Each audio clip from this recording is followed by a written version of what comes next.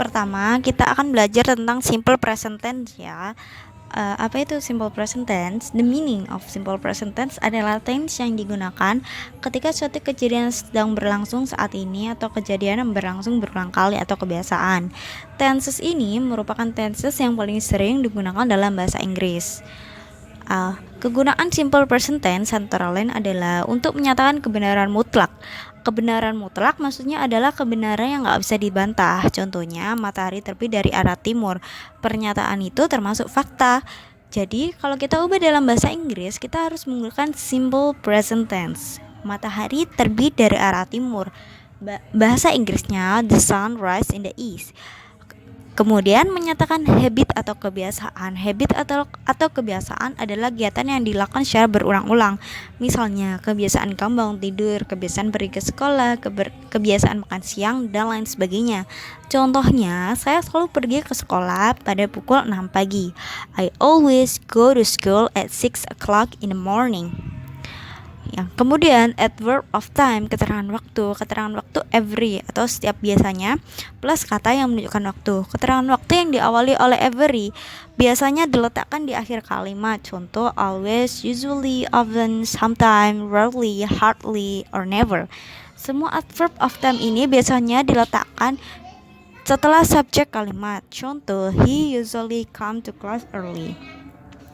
Pola kalimat positif. Contoh pola kalimat positif kita bisa lihat dari tabelnya. Ada subjek, verb, or verb 1 or es.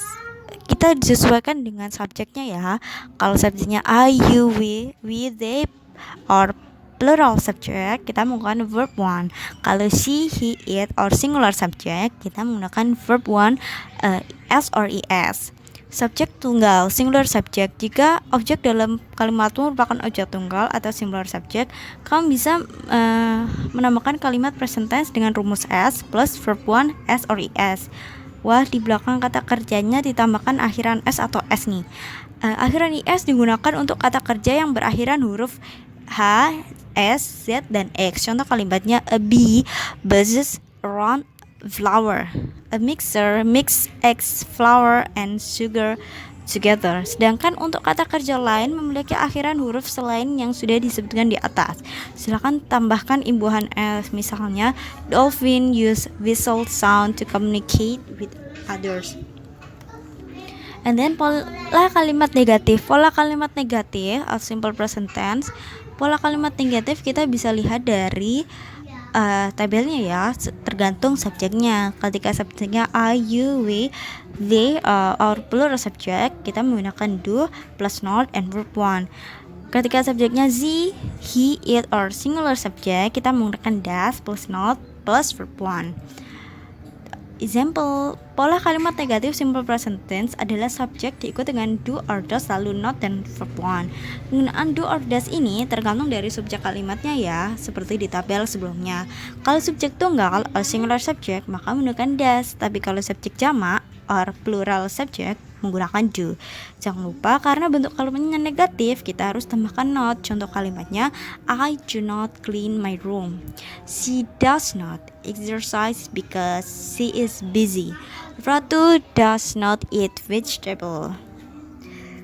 Kemudian pola kalimat tanya atau simple present tense.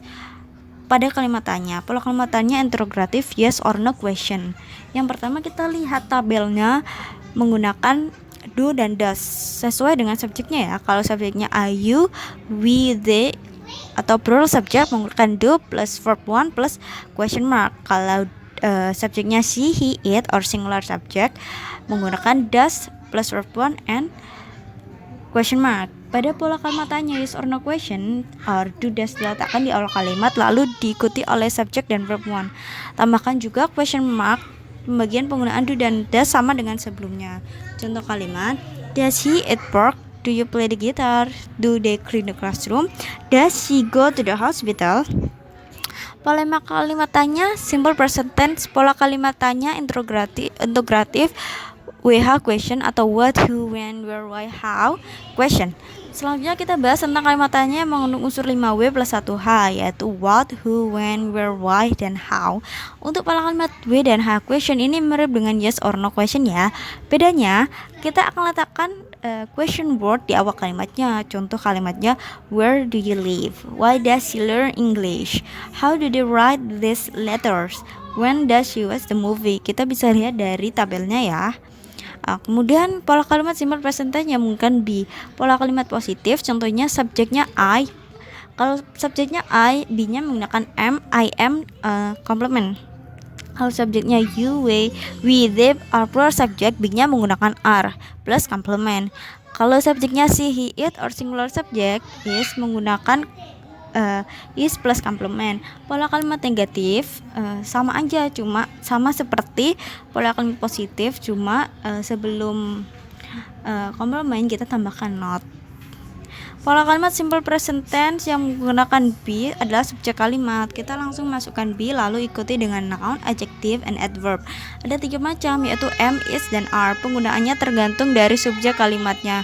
Contoh kalimat, I am pretty, she is not a doctor, very smart, the student are not lazy. Thank you. This is the end of the presentation. I hope you guys learned.